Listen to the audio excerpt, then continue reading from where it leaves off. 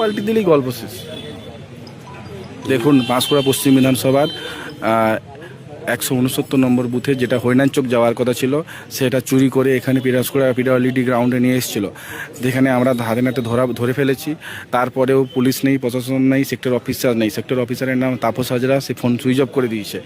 মানে এভাবে প্রত্যেকটা বিধানসভায় ইভিএম পাল্টানো হচ্ছে, যেগুলো আমাদের পক্ষে ট্রেস করা সম্ভব নয়। আমরা দুটো ট্রেস করেছি, আর বাদ বাকি আমাদের পক্ষে ট্রেস করাও সম্ভব হচ্ছে না।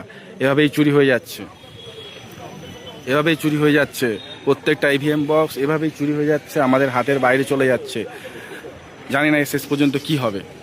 ইভিএম বক্স যাওয়ার কথা ছিল হরিনান চোক, সে চলে এসছে বাঁশকুড়া পিডব্লিউডি মাঠে। তার সেক্টর অফিসারও নেই, কোনো পুলিশ প্রশাসনও নেই যখন আমরা এসে পৌঁছাই বাসে।